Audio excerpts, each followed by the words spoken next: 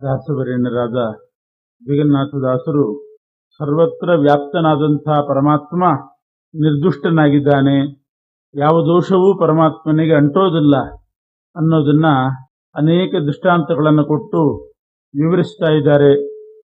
ಎಲ್ಲ ಜೀವರನ್ನ ಸೃಷ್ಟಿ ಮಾಡ್ತಾನೆ, ಬೇರೆ ಬೇರೆ ಸಾಧನೆ ಮಾಡಿಸ್ತಾನೆ. ಕೆಲವು ಜೀವರಿಂದ ಸತ್ಕರ್ಮ ಮಾಡಿಸ್ತಾನೆ, ಕೆಲವು ಜೀವರಿಂದ ದುಷ್ಕರ್ಮಗಳನ್ನ ಪರಮಾತ್ಮ ಮಾಡಿಸ್ತಾ ಇದ್ದಾನೆ. ಸತ್ಕರ್ಮ ಮಾಡಿಸಿ ದುಷ್ಕರ್ಮ ಮಾಡಿಸಿ ಇದರಿಂದ ವೈಷಮ್ಯ ಅನ್ನುವಂಥ ದೋಷ ಬಂತು ಅಂತಂದ್ರೆ ಇಲ್ಲ, ವೈಷಮ್ಯ ದೋಷ ಇಲ್ಲ. ಅವರವರ ಯೋಗ್ಯತಾನುಸಾರ ಕರ್ಮಗಳನ್ನು ಮಾಡಿಸ್ತಾನೆ. ಆ ಕರ್ಮಕ್ಕನುಸಾರವಾಗಿ ಸುಖ ದುಃಖ ಫಲಗಳನ್ನು ಕೊಡ್ತಾನೆ. ಅದಕ್ಕೆ ಮೋಡದ ದೃಷ್ಟಾಂತ ಕೊಟ್ಟು, ಹಾಗೆ ಆ ಬೀಜದ ಯೋಗ್ಯತೆಗೆ ಅನುಗುಣವಾಗಿ ಮರ ಬರ್ತದೆ, ಫಲ ಬರ್ತದೆ. ಅದರಂತೆ ಪರಮಾತ್ಮ ಜೀವರ ಯೋಗ್ಯತಾನುಸಾರವಾಗಿ ಕರ್ಮಗಳನ್ನು ಮಾಡಿಸಿ ಫಲ ಕೊಡ್ತಾನೆ ಹೊರತು ಅವನು ತಾನಾಗಿ ತಾನು ಕೆಲವರಿಗೆ ಬೇಕು ಅಂತ ಸತ್ಕರ್ಮ ಮಾಡಿಸೋದು, ಬೇಕು ಅಂತ ಅವರ ಮೇಲೆ ಸಿಟ್ಟಿನಿಂದ ದುಷ್ಕರ್ಮ ಮಾಡಿಸೋದು, ಈ ರೀತಿ ಪರಮಾತ್ಮ ಮಾಡೋದಿಲ್ಲ. ಆದ್ದರಿಂದ ಭಗವಂತನಿಗೆ ವೈಷಮ್ಯ ದೋಷ ಇಲ್ಲ ಅಂತ ಆ ದೋಷವನ್ನ ಪರಿಹಾರ ಮಾಡಿ ಇನ್ನೊಂದು ದೃಷ್ಟಾಂತ ಕೊಡ್ತಾರೆ. ವಾರಿಜಾಪ್ತನ ಕಿರಣಮಣಿಗಳ ಅಂತ ಸೂರ್ಯ ಬೆಳಕು ಕೊಡ್ತಾನೆ. ಅದರಿಂದ ಒಂದೊಂದು ಮಣಿಯ ಪ್ರಕಾಶ ಏನೇನಿರ್ತದೋ ಅದು ವ್ಯಕ್ತವಾಗ್ತದೆ. ಅದರಲ್ಲಿ ಸೂರ್ಯಂದೇನೂ ತಪ್ಪಿಲ್ಲ, ಸೂರ್ಯಂದೇನೂ ದೋಷ ಇಲ್ಲ. ಮೋಡದ ಹಾಗೆ ಸೂರ್ಯನ ಹಾಗೆ ಪರಮಾತ್ಮ ಅಂತ ಹೇಳಿ, ಜಲವನ್ನು ಅಪಹರಿಸುವ ಘಳಿಗೆ ಬಟ್ಟಲನ್ನುಳಿದು ಜೈಘಂಟೆ ಕೈ ಪಿಡಿದೆಳೆದು ಹೊಡೆಬಂದದಲ್ಲಿ ಸಂತತ ಕರ್ತೃತಾನಾಗಿ ಸರ್ವಕರ್ತೃ ಪರಮಾತ್ಮನೇ ಫಲಧರ ಅನುಜ ಪುಣ್ಯ ಪಾಪದ ಫಲಗಳನ್ನು ದೇವಾಸುರರ ಗಣದೊಳು ವಿಭಾಗವ ಮಾಡಿ ಉಣಿಸುತ್ತ ಸಾಕ್ಷಿಯಾಗಿಪ್ಪ. ಅಂದರೆ ಕೆಲವೊಮ್ಮೆ ದೇವತೆಗಳಿಂದ ಸಜ್ಜನರಿಂದ ಅಸುರಾವೇಶ ಆಗಿ ಕಲ್ಯಾವೇಶ ಆಗಿ ಏನೇನೋ ದುಷ್ಕರ್ಮಗಳು ನಡೀತದೆ. ಆದರೆ ಆ ದುಷ್ಕರ್ಮಗಳ ಫಲ ಅವರಿಗೆ ಬರೋದಿಲ್ಲ. ಒಳಗಿದ್ದಂಥ ಅಸುರರಿಗೆ ಮಾತ್ರ ಆ ಫಲ ಹೋಗ್ತದೆ, ದೈತ್ಯರಿಗೆ ಮಾತ್ರ ಆ ಫಲ ಹೋಗ್ತದೆ. ದೈತ್ಯರು ಸತ್ಕರ್ಮ ಮಾಡ್ತಾರೆ. ದುರ್ಯೋಧನ ಒಂದು ವೈಷ್ಣವ ಯಾಗ ಮಾಡಿದ ಅಂತ ಬರ್ತದೆ ಮಹಾಭಾರತದಲ್ಲಿ. ಪೌಂಡರೀಕ ಯಾಗ ಅಂತ ಒಂದು ವೈಷ್ಣವ ಯಾಗ ಮಾಡ್ಲಿಕ್ಕೆ ಹೋದ ಅಂತ. ಏನೇನೋ ಉದ್ದೇಶ ಇಟ್ಟುಕೊಂಡು ಇಂಥ ಕರ್ಮಗಳನ್ನು ಮಾಡಿದಾಗ ಅವರಿಗೆ ಆ ಫಲ ಅಲ್ಲ, ಅವರೊಳಗಿದ್ದು ಆ ಕರ್ಮ ಮಾಡಿಸಿದಂಥ ತತ್ವಾಭಿಮಾನಿ ದೇವತೆಗಳಿಗೆ ಸೇರಿತು. ಹೀಗೆ ಪುಣ್ಯ ಮತ್ತು ಪಾಪಗಳನ್ನ ವಿಭಾಗ ಮಾಡ್ತಾನೆ. ಸಜ್ಜನರು ಮಾಡಿದ ಪಾಪಕರ್ಮದ ಫಲ ದುರ್ಜನರಿಗೆ, ದುರ್ಜನರು ಮಾಡಿದ ಪುಣ್ಯಕರ್ಮದ ಫಲ ಸಜ್ಜನರಿಗೆ. ಈ ರೀತಿ ವಿಭಾಗ ಮಾಡಿ ಉಣಿಸುತ್ತ ಸಾಕ್ಷಿಯಾಗಿಪ್ಪ. ಅದಕ್ಕೂ ಕೂಡ ಪರಮಾತ್ಮನಿಗೆ ದೋಷ ಬರೋದಿಲ್ಲ, ಅದು ಅವನ ಸ್ವಭಾವ. ಅದಕ್ಕೆ ಘಳಿಗೆ ಬಟ್ಟಲಿನ ದೃಷ್ಟಾಂತ ಕೊಟ್ಟಿದ್ದಾರೆ. ಜಲವನ್ನು ಅಪಹರಿಸಿದ್ದು ಘಳಿಗೆ ಬಟ್ಲು, ಆದರೆ ಹೊಡೆದದ್ದು ಜೈಘಂಟೆಗೆ. ಜೈಘಂಟೆಗೆ ಪೆಟ್ಟು ಅಪಹಾರ ಮಾಡಿದ್ದು ಬಟ್ಲು. ಅಲ್ಲಿ ಅದು ಆ ಪಹರೆಯವನ ಸ್ವಭಾವ, ಅದು ಅವನದೊಂದು ಕ್ರಮ. ಅದರಂತೆ ಪರಮಾತ್ಮ ಹೀಗೊಂದು ಸಂಕಲ್ಪ ಮಾಡಿಕೊಂಡಿದ್ದಾನೆ, ಅದೇ ಪ್ರಕಾರ ಮಾಡ್ತಾನೆ. ಯಾಕೆ ಸಂಕಲ್ಪ ಮಾಡಿಕೊಂಡ ಅಂತಂದ್ರೆ, ಸಜ್ಜನರಿಂದ ಏನಾದರೂ ದುಷ್ಕರ್ಮ ನಡೀತು ಅಂತಂದ್ರೆ ಆ ಜೀವ ಮಾಡಿದ ಅಂತ ಅರ್ಥ ಅಲ್ಲ.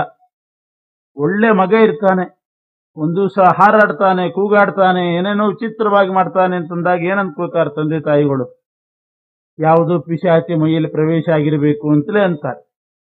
ಇಲ್ದಿದ್ರೆ ಹೀಗೆ ಮಾಡುವವನಲ್ಲ, ಮೈಯಲ್ಲಿ ಯಾವುದೋ ಗ್ರಹ ಪ್ರವೇಶ ಆಗಿದೆ ಅಂತಾರೆ. ಹಾಗೆ ಸಜ್ಜನರಿಂದ ಏನಾದರೂ ದುಷ್ಕರ್ಮ ನಡೀತು ಅಂತಂದ್ರೆ ಅದು ಅಸುರಾವೇಶದಿಂದ ನಡೆದಿರ್ತದೆ. ಆವಾಗ ಅವರಿಗೆ, ಆ ಅಸುರರಿಗೆ ಆ ಫಲ ಹೋಗ್ತದೆ ಹೊರತು ದೇವತೆಗಳಿಗಿಲ್ಲ. ಇಷ್ಟು ನಿರೂಪಣೆ ಮಾಡಿ, ಹೊಂದಿಕೊಂಡಿಹ ಸರ್ವರೊಳು ಸಂಬಂಧವಾಗದೆ ಸಕಲ ಕರ್ಮ ಅವರಂದದಲ್ಲಿ ತಾ ಮಾಡಿ ಮಾಡಿಸಿ ತತ್ಫಲಗಳುಣದೆ ಕುಂದದಣು ಮಹತ್ತೆನಿಪ ಘಟ ಮಂದಿರದಿ ಸರ್ವತ್ರ ತುಂಬಿಹ ಬಾಂದಳದ ತೆರನಂತೆ ಇರುತಿಪ್ಪನು ರಮಾರಮಣ. ಪರಮಾತ್ಮ ವ್ಯಾಪ್ತನಾಗಿದ್ದಾನೆ ಎಂದಾಗ ಮತ್ತೊಂದು ಪ್ರಶ್ನೆ ಬರ್ತದೆ. ಕೆಲವು ಪದಾರ್ಥಗಳು ಸಣ್ಣದಿರ್ತದೆ, ಕೆಲವು ಪದಾರ್ಥಗಳು ದೊಡ್ಡವಿರ್ತವೆ. ಆ ಭಗವಂತ ಸಣ್ಣ ಪದಾರ್ಥಗಳಲ್ಲಿ ದೊಡ್ಡ ಪದಾರ್ಥಗಳಲ್ಲಿ ಎಲ್ಲದರಲ್ಲೂ ಹೇಗಿರ್ಲಿಕ್ಕೆ ಸಾಧ್ಯ? ಇದು ಬ್ರಹ್ಮಸೂತ್ರದಲ್ಲಿ ಇದರ ಬಗ್ಗೆ ವಿಚಾರ ಮಾಡಿದ್ದಾರೆ. ಓಂ ಅರ್ಧಕೌಕಸ್ತ್ವಾತ್ ಅಂತ ಒಂದು ಸೂತ್ರದಲ್ಲಿ ಎಲ್ಲಾ ಕಡೆ ಪರಮಾತ್ಮ ಹೇಗಿರ್ಲಿಕ್ಕೆ ಸಾಧ್ಯ? ಸಣ್ಣ ಪದಾರ್ಥದಲ್ಲಿದ್ದಾನೆ ಅಂತಂದ್ರೆ ಅವನ ದೊಡ್ಡ ಶರೀರ ಏನಾಯ್ತು ಆವಾಗ? ಅಥವಾ ಪರಮಾತ್ಮ ಸಣ್ಣ ಶರೀರನೇ ಇದೆ ಅಂತಂದ್ರೆ ದೊಡ್ಡ ಪದಾರ್ಥದಲ್ಲಿ ಪರಮಾತ್ಮ ವ್ಯಾಪಿಸಿರ್ಲಿಕ್ಕೆ ಸಾಧ್ಯ ಇಲ್ಲ, ಎಲ್ಲೋ ಒಂದು ಮೂಲೆಯಲ್ಲಿ ಸೇರ್ಕೊಂಡಿದ್ದಾನೆ ಅಂತ ಆಗ್ತದೆ. ದೊಡ್ಡ ವಸ್ತುವಿನಲ್ಲಿ ಪದಾರ್ಥದಲ್ಲಿ ಆನೆ ಶರೀರದಲ್ಲಿ ಪರಮಾತ್ಮ ಇದ್ದಾನೆ ಅಂತಂದ್ರೆ ಎಲ್ಲೋ ಮೂಲೆಯಲ್ಲಿ ಇದ್ದಾನೆ ಅಂತ ಆಗ್ತದೆ. ಇರುವೆ ಶರೀರದಲ್ಲಿ ಪರಮಾತ್ಮ ಇರುವೆಷ್ಟೇ ಆಕಾರದಲ್ಲಿ ಇದ್ದಾನೆ. ಹೀಗೆ ಸಣ್ಣದು ದೊಡ್ಡದು ಬೇಕಾದಷ್ಟು ಪದಾರ್ಥಗಳಿದೆ. ಪರಮಾತ್ಮ ಹೇಗೆ ವ್ಯಾಪಿಸಿರ್ತಾನೆ ಅಂತಂದ್ರೆ ಕುಂದದೆ ತಾನು ಯಾವ ವಿಕಾರವನ್ನು ಹೊಂದೋದಿಲ್ಲ. ಅಣು ಮಹತ್ಯ ನಿಪ ಘಟ ಮಂದಿರದಿ ಸರ್ವತ್ರ ತುಂಬಿಹ. ಘಟದಲ್ಲೂ ಇದ್ದಾನೆ, ದೊಡ್ಡ ಒಂದು ಭವನ ಮಂದಿರ ನಿರ್ಮಾಣ ಮಾಡಿದ್ರೆ ಅದರಲ್ಲೂ ಪರಮಾತ್ಮ ಇದ್ದಾನೆ. ಒಂದು ಸಣ್ಣ ಗಡಿಗೆಯನ್ನು ತಯಾರು ಮಾಡ್ರಿ, ಅದರ ಒಳಗಡೆ ಖಾಲಿ ಜಾಗ ಇರ್ತದೆ, ಅಲ್ಲಿ ಆಕಾಶ ಇದೆ, ಗಡಿಗೆ ಒಳಗೂ ಆಕಾಶ ಇದೆ. ದೊಡ್ಡ ಮಂದಿರ ನಿರ್ಮಾಣ ಮಾಡಿದಾಗ ಮಂದಿರದ ಒಳಗೂ ಕೂಡ ಸ್ಪೇಸ್ ಇರ್ತದೆ, ಆಕಾಶ ಇರ್ತದೆ. ಆಕಾಶ ಯಾವ ರೀತಿ ಸಣ್ಣ ಪದಾರ್ಥದ ಒಳಗೂ ತುಂಬಿಕೊಳ್ತದೆ, ದೊಡ್ಡ ಪದಾರ್ಥದ ಒಳಗೂ ತುಂಬಿಕೊಳ್ತದೆ, ಅದರಂತೆ ಪರಮಾತ್ಮ ಸಣ್ಣ ಪದಾರ್ಥದಲ್ಲಿಯೂ ಇದ್ದಾನೆ, ದೊಡ್ಡ ಪದಾರ್ಥದಲ್ಲಿಯೂ ಇದ್ದಾನೆ. ಆಕಾಶಕ್ಕೆ ಏನೂ ವಿಕಾರ ಆಗೋದಿಲ್ಲ. ಸಣ್ಣ ಮನೆ ಕಟ್ಟಿದ್ರು ಅದರೊಳಗೂ ಸ್ಪೇಸ್ ಇರ್ತದೆ, ದೊಡ್ಡ ಮನೆ ಕಟ್ಟಿದ್ರು ಅದರೊಳಗೂ ಸ್ಪೇಸ್ ಇರ್ತದೆ. ಆಕಾಶ ಹೇಗೆ ವಿಕಾರವಾಗದೇನೆ ಸಣ್ಣದು ದೊಡ್ಡದು ಪದಾರ್ಥದ ಒಳಗೆ ತುಂಬುತ್ತದೋ ಅದರಂತೆ ಪರಮಾತ್ಮ ಕುಂದದೆ ಯಾವ ವಿಕಾರವನ್ನು ಕೂಡ ಹೊಂದದೆ ಅಣು ಮಹತ್ಯ ನಿಪ ಘಟ ಮಂದಿರದೆ ಸರ್ವತ್ರ ತುಂಬಿಹ. ಯಾಕೆ ಅಂದ್ರೆ ಅವನು ತೇಜೋರೂಪ, ತೇಜೋರೂಪವಾದ ದೇಹ. ಆದ್ರಿಂದ ಸಣ್ಣ ಮನೆಯಲ್ಲೂ ತೇಜಸ್ಸು ಹಿಡಿತದೆ, ದೊಡ್ಡ ಮನೆಯಲ್ಲೂ ತೇಜಸ್ಸು ಹಿಡಿತದೆ. ಪ್ರಕಾಶ, ಒಂದು ಪ್ರಕಾಶ ಇನ್ನೊಂದು ಪ್ರಕಾಶಕ್ಕೆ ಅಡ್ಡಿ ಆಗೋದಿಲ್ಲ, ಅದಕ್ಕೆ ವಿಕಾರನೂ ಆಗೋದಿಲ್ಲ. ಆ ತೇಜೋಮಯನಾಗಿರ್ತಕ್ಕಂಥ ಪರಮಾತ್ಮ ಸಣ್ಣವರ ಸಣ್ಣ ದೇಹದಲ್ಲಿಯೂ ಇರ್ತಾನೆ, ಶಿಶು ದೇಹದಲ್ಲಿಯೂ ಪರಮಾತ್ಮ ಇದ್ದಾನೆ, ತರುಣನಾದಾಗ ತಾರುಣ್ಯದ ದೇಹದಲ್ಲಿಯೂ ಪರಮಾತ್ಮ ಇದ್ದಾನೆ, ಸ್ಥೂಲಕಾಯರಲ್ಲಿಯೂ ಇರ್ತಾನೆ, ಕೃಷಕಾಯರಲ್ಲಿಯೂ ಇರ್ತಾನೆ. ಸ್ಥೂಲಕಾಯರಲ್ಲಿ ಕೃಷಕಾಯರಲ್ಲಿ ಹೋಗ್ಬೇಕಾದ್ರೆ ತನ್ನ ರೂಪ ಸಣ್ಣದು ಮಾಡ್ಕೊಂಡ ದೊಡ್ಡದು ಮಾಡ್ಕೊಂಡ ವಿಕಾರ ಆಯಿತು ಅಂತ ಅನ್ನೋ ಪ್ರಶ್ನೆನೇ ಬರೋದಿಲ್ಲ. ಆಕಾಶ ನಿರ್ವಿಕಾರವಾಗಿ ಸರ್ವತ್ರ ವ್ಯಾಪ್ತವಾದಂತೆ ಪರಮಾತ್ಮ ಇರ್ತಾನೆ ಅಂತ ಆಕಾಶದ ದೃಷ್ಟಾಂತವನ್ನು ಕೊಟ್ಟು ಭಗವಂತ ಅವನ ನಿರ್ವಿಕಾರತ್ವ ಮತ್ತು ವ್ಯಾಪ್ತತ್ವ, ವ್ಯಾಪ್ತನಾಗಿದ್ದಾನೆ ಅಂತಂದಾಗ ವಿಕಾರ ಆಯಿತು ಅಂತ ಅನಿಸ್ತದೆ, ಹಾಗೇನೂ ಇಲ್ಲ. ಎಲ್ಲ ದೇಹದಲ್ಲಿ ಪರಮಾತ್ಮ ಇದ್ದಾನೆ ಅಂತಂದಾಗ ಆ ದೇಹಕ್ಕೆ ಏನಾದರೂ ಹಾನಿ ಆದಾಗ ಅದರ ದೋಷ ಪರಮಾತ್ಮನಿಗೆ ಆಗ್ತದೋ ಇಲ್ಲೋ ಅಂತ ಸಂದೇಹ ಬರ್ತದೆ. ಅದಕ್ಕೊಂದು ನಿದರ್ಶನ ಕೊಟ್ಟು ದೃಷ್ಟಾಂತ ಕೊಟ್ಟು ದಾಸರು ಪರಿಹಾರ ಮಾಡ್ತಾರೆ. ಕಾದ ಕಬ್ಬಿಣ ಹಿಡಿದು ಬಡಿಯಲು ವೇದನೆಯು ಲೋಹಗಳಿಗಲ್ಲದೆ ಆದುದೇನೈ ಅನಲಗಾವ್ಯತೆ ಏನು ಮಾಡಿದರು. ಆದಿದೇವನು ಸರ್ವಜೀವರ ಕಾದುಕೊಂಡಿಹನು ಒಳ ಹೊರಗೆ ದುಃಖಾದಿಗಳು ಸಂಬಂಧವಾಗುವವೇನೋ ಚಿನ್ಮಯಗೆ. ಅದನ್ನೇ ಸರ್ವತ್ರ ವ್ಯಾಪ್ತನಾಗಿದ್ದಾನೆ, ಚಿನ್ಮಯನಾಗಿ ವ್ಯಾಪ್ತನಾಗಿದ್ದಾನೆ. ಈ ಪಂಚಭೌತಿಕ ದೇಹದಿಂದ ಅವನು ವ್ಯಾಪ್ತನಾಗಿದ್ದಾನೆ ಅಂತಂದ್ರೆ ಸಾಧ್ಯ ಇಲ್ಲ. ಪಂಚಭೌತಿಕ ದೇಹ ಇತ್ತು ಅಂತಂದ್ರೆ ಎಲ್ಲ ಕಡೆ ವ್ಯಾಪಿಸಲಿಕ್ಕೆ ಸಾಧ್ಯ ಇಲ್ಲ. ಸಣ್ಣ ಬಾಗಿಲಲ್ಲಿ ದೊಡ್ಡ ದೇಹದವ್ರನ್ನ ಹೋಗ್ರಿ ಅಂದ್ರೆ ಹೇಗೆ ಹೋಗ್ಲಿಕ್ಕೆ ಸಾಧ್ಯ? ಹೋಗ್ಲಿಕ್ಕೆ ಆಗೋದಿಲ್ಲ. ಬಾಗಿಲು ಸಣ್ಣದಿದೆ, ಸಣ್ಣ ದಾರಿ, ಸ್ಥೂಲಕಾಯರಾಗಿದ್ದಾರೆ, ಒಳಗೆ ಹೋಗ್ಲಿಕ್ಕೆ ಆಗೋದಿಲ್ಲ. ಅದೇ ಪ್ರಕಾಶ ಹೋಗ್ತದೆ, ತೇಜಸ್ಸು ಹೋಗಿಬಿಡ್ತದೆ, ಗಾಳಿ ಹೋಗ್ತದೆ. ಈ ರೀತಿ ಪರಮಾತ್ಮ ಜ್ಞಾನಮಯನಾಗಿದ್ದಾನೆ, ಚಿನ್ಮಯನಾಗಿದ್ದಾನೆ, ಸರ್ವತ್ರ ವ್ಯಾಪ್ತನಾಗಿದ್ರೂ ಚಿನ್ಮಯನಾಗಿ ವ್ಯಾಪ್ತನಾಗ್ತಾನೆ. ಆದ್ರಿಂದ ಅವನಿಗೆ ಯಾವುದರ ಸಂಬಂಧ, ಆ ಹೊರಗಿನ ಅಧಿಷ್ಠಾನಕ್ಕೆ ಏನಾದರೂ ವೇದನೆ ಆದರೆ ಒಳಗಿನ ಅಂತರ್ಯಾಮಿಯಾದ ಪರಮಾತ್ಮನಿಗೆ ಆ ವೇದನೆ ಆಗೋದಿಲ್ಲ. ಏನಾದದ್ದು ಅಧಿಷ್ಠಾನಕ್ಕೆ ಆಗ್ತದೆ, ಒಳಗಿನ ಪರಮಾತ್ಮನಿಗೆ ಅದಕ್ಕೆ ದೃಷ್ಟಾಂತ ಕಬ್ಬಿಣ ಕಾಯಿಸಿದಾಗ ಎರಡನೇ ಸಲ ಈ ದೃಷ್ಟಾಂತ ತಗೋತಾ ಇದ್ದಾರೆ. ನಿನ್ನೆ ಒಂದ್ಸಲ ಈ ದೃಷ್ಟಾಂತದ ವಿವರಣೆ ಬಂತು. ಕಬ್ಬಿಣದಲ್ಲಿ ಬೆಂಕಿ ಪೂರ್ತಿಯಾಗಿ ವ್ಯಾಪಿಸಿದಾಗ ಆ ಕಬ್ಬಿಣವನ್ನೇ ನಾವು ಕೆಂಡ ಅಂತೀವಿ, ಇದನ್ನೇ ಬೆಂಕಿ ಅಂತೀವಿ. ಆದ್ರೆ ಅದು ಬೆಂಕಿ ಅಲ್ಲ, ಅದು ಕಬ್ಬಿಣ. ಅದರಲ್ಲಿ ಬೆಂಕಿ ವ್ಯಾಪಿಸಿದೆ. ಅದರಂತೆ ಬ್ರಹ್ಮೈವೇದಂ ಸರ್ವಂ ಸರ್ವಂ ಖಲ್ವಿದಂ ಬ್ರಹ್ಮ, ಇದೆಲ್ಲ ಪರಬ್ರಹ್ಮ ಅಂತ ಉಪನಿಷತ್ತಿನಲ್ಲಿ ವ್ಯವಹಾರ ಬಂದಿದೆ. ಸರ್ವಂ ಖಲು ಇದಂ ಬ್ರಹ್ಮ, ಇದೆಲ್ಲ ಬ್ರಹ್ಮ ಅಂದ್ರೆ ಅರ್ಥ ಏನು? ಇದರಲ್ಲೆಲ್ಲ ಬ್ರಹ್ಮ ಪೂರ್ತಿ ವ್ಯಾಪಿಸಿದ್ದಾನೆ ಅಂತ ಅರ್ಥ. ಅದಕ್ಕೊಂದು ದೃಷ್ಟಾಂತ ತಗೊಂಡಿದ್ರು. ಅದೇ ರೀತಿ ಈಗ ತಗೊಳ್ತಾರೆ, ಕಬ್ಬಿಣವನ್ನ ಬಗ್ಗಿಸ್ಬೇಕಾದ್ರೆ ಚೆನ್ನಾಗಿ ಕಾಯಿಸ್ತಾರೆ, ಕೆಂಪಾಗೋವರೆ ಕಾಯಿಸ್ತಾರೆ, ಅಗ್ನಿ ಪೂರ್ತಿ ಕಬ್ಬಿಣದಲ್ಲಿ ವ್ಯಾಪಿಸ್ತದೆ. ಆಮೇಲೆ ಅದನ್ನ ಬಗ್ಗಿಸ್ತಾರೆ, ತುಂಡು ಮಾಡ್ತಾರೆ, ಹೊಡಿತಾರೆ, ಏನ್ ಬೇಕಾದ್ರೂ ಮಾಡ್ತಾರೆ. ಈ ಬಗ್ಗಿದ್ದು ತುಂಡಾದದ್ದು ಈ ವೇದನೆ ಎಲ್ಲ ಕಬ್ಬಿಣಕ್ಕೆ ಹೊರತು ಅದರಲ್ಲಿ ವ್ಯಾಪಿಸಿದಂಥ ಅಗ್ನಿದೇವರಿಗಲ್ಲ. ಕಾದ ಕಬ್ಬಿಣ ಹಿಡಿದು ಬಡಿಯಲು, ಅದನ್ನು ಬಗ್ಗಿಸಲಿಕ್ಕೆ, ಚೂಪ್ ಮಾಡಲಿಕ್ಕೆ ಹಿಡಿದು ಬಡಿತಾರೆ. ವೇದನೆಯು ಲೋಹಗಳಿಗಲ್ಲದೆ ಲೋಹಗಳಿಗೆ ವೇದನೆ ಆಯ್ತು ಹೊರತು ಅದುದೇನೈ ಅನಲಗ ವ್ಯಥೆ, ಅಗ್ನಿದೇವನಿಗೆ ವ್ಯಥೆ ಆಯ್ತೇನು? ಅದರಂತೆ ಆದಿದೇವನಾದ ಪರಮಾತ್ಮ ಎಲ್ಲ ಜೀವರೊಳಗೆ, ಎಲ್ಲ ದೇಹದೊಳಗೆ ವ್ಯಾಪಿಸಿದ್ದಾನೆ. ಆ ದೇಹಕ್ಕೆ ಏನಾದರೂ ಹಾನಿ ಆದರೆ ಅದು ದೇಹಕ್ಕೆ ಹೊರತು ಪರಮಾತ್ಮನಿಗಲ್ಲ. ಜೀವನಿಗೇನಾದರೂ ನೀಚತ್ವ ಉಚ್ಚತ್ವ ಅನ್ನೋ ವಿಕಾರಗಳಾದರೆ ಜೀವನಿಗಾಗ್ತದೆ ಹೊರತು ಜೀವನ ಅಂತರ್ಯಾಮಿಯಾದ ಪರಮಾತ್ಮನಿಗಲ್ಲ. ದೇಹಕ್ಕೇನಾದರೂ ಆದ ಕೂಡಲೇ ದೇಹದ ಮೇಲೆ ಅಭಿಮಾನ ಇಟ್ಟಂಥ ದೇಹದ ಒಳಗಿರೋ ಜೀವ ತಾನು ನೀಚತ್ವ ಉಚ್ಚತ್ವ ತಂದ್ಕೋತಾನೆ. ಜೀವನಿಗಾಗೋ ವಿಕಾರ ಅಂದ್ರೆ ಅದೇನೆ. ಯಾರಾದರೂ ದೇಹಕ್ಕೆ ಹಿಡಿದು ಬಡಿದ್ರು, ಏನಾದರೂ ಗಾಯ ಆಯಿತು ಅಂದ್ರೆ ಅವನ ಜೀವ ಸಂಕೋಚ ಆಗಿಬಿಡ್ತದೆ, ಜೀವನಲ್ಲಿ ವಿಕಾರ ಆಗಿಬಿಡ್ತದೆ. ಇಲ್ಲ ದೇಹಕ್ಕೆ ಸನ್ಮಾನ ಮಾಡಿದರೆ, ಹೂವಿನ ಹಾರ ಹಾಕಿದರೆ ಒಳಗಿರತಕ್ಕಂಥ ಜೀವನಿಗೆ ಉಚ್ಚತ್ವ ಬಂದುಬಿಡ್ತದೆ. ಹೀಗೆ ಜೀವ ನೀಚತ್ವ ಉಚ್ಚತ್ವ ತಂದುಕೊಂಡು ಸಂಕೋಚ ವಿಕಾಸಕ್ಕೆ ಒಳಗಾಗ್ತಾನೆ. ಹತ್ತಿ ಇದ್ದ ಹಾಗೆ, ಹತ್ತಿಯನ್ನ ಹಿಂದಿದರೆ ಅಗಲ ಆಗುತ್ತೆ, ಅದನ್ನ ಸಣ್ಣದು ಮಾಡಿ ಒಂದು ಮುಷ್ಟಿಯಲ್ಲಿ ಹಿಡಿದ್ರೆ ಸಣ್ಣ ಅದು ಹಿಸಿಗಿ ಬಿಡಬಹುದು. ಹಾಗೆ ಜೀವ ಹತ್ತಿಯಂತೆ ಸಂಕೋಚ ವಿಕಾಸಕ್ಕೆ ಒಳಗಾಗ್ತಾ ಇರ್ತಾನೆ. ಆದರೆ ಪರಮಾತ್ಮ ಮಾತ್ರ ಜೀವನ ಅಂತರ್ಯಾಮಿ ಇರತಕ್ಕಂಥ ಪರಮಾತ್ಮ ದೇಹದೊಳಗೂ ಇದ್ದಾನೆ, ಜೀವರೊಳಗೂ ಇದ್ದಾನೆ. ಅವನಿಗೆ ಯಾವ ವ್ಯಥೆ ಯಾವ ವಿಕಾರವೂ ಕೂಡ ಪರಮಾತ್ಮನಿಗೆ ಆಗೋದಿಲ್ಲ. ಅವನು ಸಂಬಂಧವಾಗದೇ ಇರ್ತಾನೆ ಭಗವಂತ. ಅದನ್ನು ಕಾದ ಕಬ್ಬಿಣದ ದೃಷ್ಟಾಂತವನ್ನ ಕೊಟ್ಟು ಭಗವಂತ ನಿರ್ದುಷ್ಟ, ಅವನಿಗೆ ಯಾವ ವಿಕಾರ ಆಗೋದಿಲ್ಲ ಅನ್ನೋದನ್ನು ತೋರಿಸಿದರು. ಇದೇ ಪ್ರಸಂಗದಿಂದ ನಿರ್ದುಷ್ಟತ್ವ ಹೇಳೋ ಪ್ರಸಂಗದಲ್ಲಿ ಸಂಹಾರ ಮಾಡ್ತಾನೆ ಪರಮಾತ್ಮ ಜಗತ್ತನ್ನ. ಜಗತ್ ಸಂಹಾರ ಮಾಡುವಾಗ ಈ ಸಂಹಾರ ಅಂತನ್ನೋದೊಂದು ಕಟುಕರು ಮಾಡೋ ಕೆಲಸ. ಸೃಷ್ಟಿ ಮಾಡ್ತಾನೆ ಒಪ್ಪೋಣ, ಸಂರಕ್ಷಣೆ ಮಾಡ್ತಾನೆ ಅದು ಶ್ಲಾಘ್ಯವೇ. ಆದ್ರೂ ಕೊನೆಗೆ ಸಂಹಾರ ಮಾಡ್ತಾನೆ ಅಂತಂದಾಗ ಸೃಷ್ಟಿ ಮಾಡಿದ್ದು ಆ ಗುಣನೂ ಹೋಯ್ತು, ಸಂರಕ್ಷಣೆ ಮಾಡಿದ ಗುಣನೂ ಹೋಯ್ತು.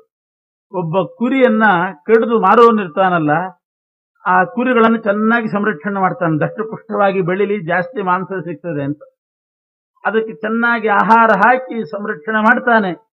ಆದ್ರೆ ಕೊನೆಗೆ ಒಂದ್ಸಲ ಅದನ್ನು ಕಡ್ದು ಹಾಕ್ತಾನೆ. ಹೀಗೆ ಕುರಿ ಕಡ್ದು ಹಾಕುವಂತ ಕಟುಕ ಆದ ಪರಮಾತ್ಮ ಸಂಹಾರಕರ್ತ ಅಂತಂದಾಗ ಸೃಷ್ಟಿ ಸ್ಥಿತಿ ಸಂಹಾರ. ಆ ಸಂಹಾರ ಅನ್ನೋ ಶಬ್ದ ಕೇಳುವಾಗಲೇ ಹೆದರಿಕೆ. ಇದೇನಿದು ಪರಮಾತ್ಮನಿಗೆ ಸಂಹಾರ ಕರ್ತೃತ್ವ ಹೇಳ್ತಾ ಇದ್ದಾರೆ. ದಾಸರು ಅದಕ್ಕೊಂದು ದೃಷ್ಟಾಂತ ಕೊಡ್ತಾರೆ. ಇದು ಪರಮಾತ್ಮನ ಸ್ವಭಾವ. ದೇವಶೇಷ ಸ್ವಭಾವೋಯಂ ಆಪ್ತಕಾಮಸ್ಯ ಕಾಸ್ಪೃಹ. ಸ್ವಭಾವದಿಂದ ಮಾಡಿದಾಗ ಅದು ದೋಷ ಆಗೋದಿಲ್ಲ. ಏನಾದರೂ ಒಂದು ದ್ವೇಷದಿಂದ ಅದೇ ಸಂಹಾರ ಕಾರ್ಯವನ್ನ ಪರಮಾತ್ಮ ದ್ವೇಷದಿಂದ ಮಾಡಿದ್ರೆ ಅದು ಅವನಿಗೆ ದೋಷ. ಅವನು ಸೃಷ್ಟಿ ಮಾಡುವಾಗ ಸಂರಕ್ಷಣೆ ಮಾಡುವಾಗ ಅವನಿಗೆ ಅನುರಾಗನೂ ಇಲ್ಲ, ಸಂಹಾರ ಮಾಡುವಾಗ ದ್ವೇಷನೂ ಇಲ್ಲ. ಅನುರಾಗದಿಂದ ಅವನು ಇವರೇನಾದ್ರೂ ನನಗೆ ಮುಂದೆ ಮಾಡ್ತಾರೆ ಅನ್ನುವಂಥ ಅನುರಾಗ ಇಟ್ಟುಕೊಂಡು ಸೃಷ್ಟಿ ಮಾಡಿದ್ದಲ್ಲ, ಅನುರಾಗ ಇಟ್ಟುಕೊಂಡು ಸಂರಕ್ಷಣೆ ಮಾಡಿದ್ದಲ್ಲ. ಅದೇ ರೀತಿ ದ್ವೇಷದಿಂದ ಸಂಹಾರ ಅಲ್ಲ. ದೇವಶೇಷ ಸ್ವಭಾವೋಯಂ, ಪರಮಾತ್ಮನ ಸ್ವಭಾವ. ಆ ಸ್ವಭಾವ ಅಂತಾದಾಗ ಅದು ದೋಷ ಆಗುವುದು ಪರಮಾತ್ಮ. ಅದಕ್ಕೊಂದು ದೃಷ್ಟಾಂತ ಹಾವು. ಅದು ಹಾವು ಅಂತ ಹೇಳೋದಿಲ್ಲ ದಾಸರು. ಮಳಲ ಮನೆಗಳ ಮಾಡಿ ಮಕ್ಕಳು ಕೆಲವು ಕಾಲದಲಾಡಿ ಮೋದದಿ ತುಳಿದು ಕೆಡಿಸುವ ತೆರದಿ ಲಕುಮೀ ರಮಣ ಲೋಕಗಳ ಹಲವು ಬಗೆಯಲ್ಲಿ ನಿರ್ಮಿಸುವ ನಿಶ್ಚಲನು ತಾನಾಗಿದ್ದು ಸಲಹುವ ಎಲರುಣಿಯ ಓಲ್ ನುಂಗುವಗೆ ಎಲ್ಲಿಹದೋ ಸುಖ ದುಃಖ. ಕೊನೆಗಿದೆ ಇಡೀ ಜಗತ್ತನ್ನು ನುಂಗುತ್ತಾನೆ. ಹೇಗೆ ನುಂಗುತ್ತಾನೆ ಅಂತಂದ್ರೆ ಎಲರುಣಿಯ ಓಲ್ ನುಂಗುವಗೆ. ಎಂಥ ಶಬ್ದ ಹಾಕಿದಾರ ನೋಡ್ರಿ. ಎಲರುಣಿಯ ಓಲ್ ನುಂಗುವಗೆ. ಎಲರುಣಿ ಅಂತಂದ್ರೆ ಅರ್ಥ ಎಲರುಣಿಯ ಓಲ್. ಎಲರುಣಿಯ ಓಲ್ ಅಂತಂದ್ರೆ ಹಾವಿನಂತೆ ಅಂತ ಅರ್ಥ. ಸರ್ಪ ಹಾವು ಈ ಶಬ್ದ ಬಳಸದೆ ಎಲರುಣಿಯ ಓಲ್ ಅಂತಾರೆ. ಎಲರುಣಿಯ ಓಲ್ ಅಂದ್ರೆ ಎಲರು ಅಂದ್ರೆ ಗಾಳಿ, ಎಲರು ಅಂದ್ರೆ ಗಾಳಿ. ಎಲರುಣಿ ಅಂತಂದ್ರೆ ಗಾಳಿಯನ್ನೇ ಊಟ ಮಾಡತಕ್ಕಂಥ ವಾಯುಭಕ್ಷ ಅಂತ ಪ್ರಸಿದ್ಧವಾದ ಹಾವು. ಎಲರುಣಿಯ ಓಲ್ ಅಂದ್ರೆ ಹಾವಿನಂತೆ ಅಂತ. ಆ ಶಬ್ದ ಯಾಕೆ ಬಳಸ್ತಾ ಇದ್ದಾರೆ ಅಂತಂದ್ರೆ ಹಾವಿನ ಆಹಾರವೇ ಅದು. ಹಾವಿಗೆ ಪ್ರಧಾನವಾಗಿ ಬೇಕಾದದ್ದು ಗಾಳಿ. ಅದಕ್ಕೆ ಎಲರುಣಿ, ವಾಯುಭಕ್ಷ ಅಂತ ಸಂಸ್ಕೃತದಲ್ಲಿ ಕರೀತಾರೆ. ವಾಯುಭಕ್ಷ ಅನ್ನೋದನ್ನೇ ಕನ್ನಡದಲ್ಲಿ ಮಾಡಿ ಎಲರುಣಿ ಅಂತ ದಾಸರು ಬಳಸಿದ್ದಾರೆ.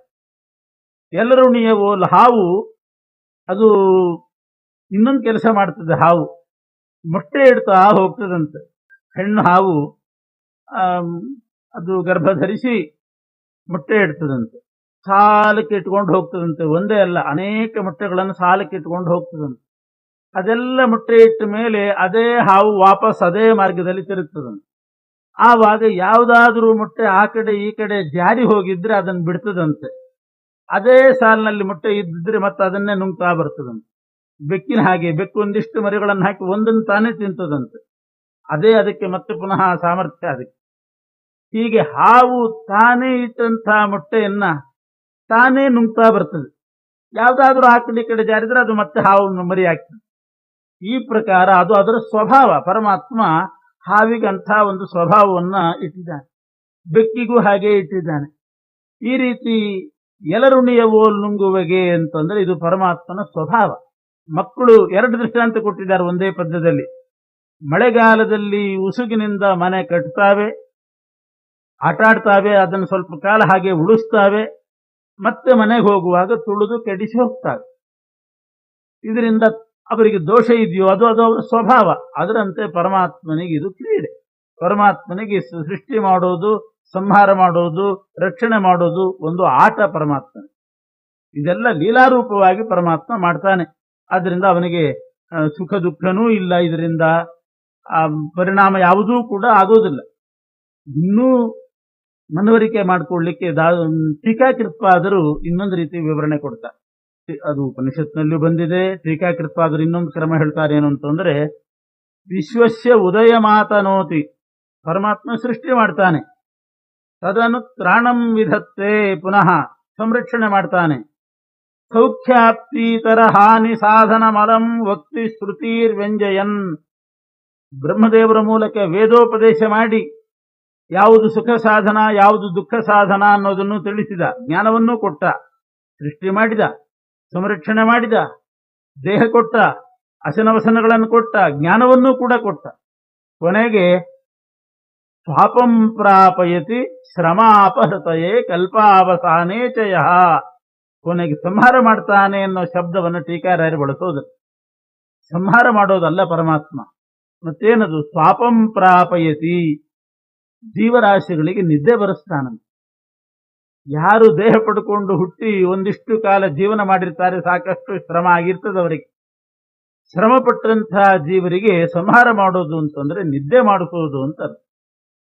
ಮಗು ಹಗಲಿಡೀ ಆಡಿದಾಗ ಅದಕ್ಕೆ ಶ್ರಮ ಆಗಿರ್ತದೆ, ನಿದ್ದೆ ಬರಲಿ ಅಂತ ತಾಯಿ ತೊಡೆ ಮೇಲೆ ಮಲಗಿಸ್ಕೊಂಡು ಜೋಗುಳ ಹಾಡಿ ತೊಟ್ಲಲ್ಲಿ ಹಾಕಿ ತೂಗಿ ಅದಕ್ಕೆ ನಿದ್ದೆ ಬರೆಸೋ ಹಾಗೆ ಪರಮಾತ್ಮ ಜೀವರಾಶಿಗಳನ್ನ ತನ್ನ ಉದರದಲ್ಲಿಟ್ಟುಕೊಂಡು ಪ್ರಳಯ ಕಾಲದಲ್ಲಿ ಸಂಹಾರ ಮಾಡೋದು ಅಂದ್ರೆ ಹೊಟ್ಟೆ ಒಳಗಿಟ್ಟುಕೊಂಡು ಮಲಗಿಸಿಕೊಂಡಿರ್ತಾನಂತ. ಮತ್ತೆ ಸೃಷ್ಟಿ ಕಾಲ ಬಂದಾಗ ನೋಡಿದ. ಮಧ್ವಾಚಾರ್ಯದನ್ನು ಚೆನ್ನಾಗಿ ಹೇಳಿದ್ದಾರೆ. ದೃಷ್ಟ್ವಾ ಸಚೇತನ ಗಣಾನ್ ಜಠರೇ ಶಯಾನಾನ್. ಸೃಷ್ಟಿ ಕಾಲದಲ್ಲಿ ಪರಮಾತ್ಮ ನೋಡ್ತಾನೆ, ಎಲ್ಲ ಜೀವರ ಹೊಟ್ಟೆಯಲ್ಲಿ ಮಲಗಿದ್ರು. ಜಠರೇ ಶಯಾನಾನ್, ಕೆಲವರು ಧ್ಯಾನಂಗತಾನ್, ಕೆಲವರು ಧ್ಯಾನ ಮಾಡ್ತಾ ಇದ್ರು, ಕೆಲವರು ಮಲಗಿದ್ರು. ಮತ್ತೆ ಪುನಃ ಸೃಷ್ಟಿ ಮಾಡಿದ.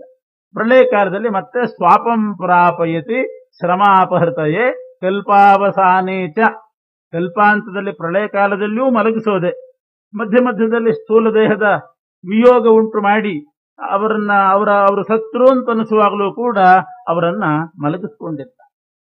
ಇದು ಪರಮಾತ್ಮನ ಒಂದು ಕಾರುಣ್ಯಮಯವಾದ ವ್ಯಾಪಾರವೇ ಹೊರತು ಅದು ಕ್ರೂರ ವ್ಯಾಪಾರ ಅಲ್ಲ ಅಂತ ಸ್ವಾಪಂ ಪ್ರಾಪಯತೆ ಎನ್ನುವ ಶಬ್ದ ಬಳಸಿ ಹೇಳ್ತಾ ಇದ್ದ. ಅದನ್ನೇ ಜಗನ್ನಾಥದಾಸರು ಎಲರುಣಿಯವೋ ನುಂಗುವಗೆ ಎಲ್ಲಿ ಹೋದು ಸುಖ ದುಃಖ, ನುಂಗುತ್ತಾನೆ ಅಂತಂದ್ರೆ ತನ್ನ ಹೊಟ್ಟೆ ಒಳಗೆ ಇಟ್ಕೊಂಡಿರ್ತಾನೆ ಜೀವರಾಶಿಗಳನ್ನ. ಆದ್ರಿಂದ ಪರಮಾತ್ಮನಿಗೆ ಸಂಹಾರ ಕರ್ತೃತ್ವ ಅನ್ನೋದು ಅದು ದೋಷ ಅಲ್ಲ, ಅದು ಅವನ ಸ್ವಭಾವ.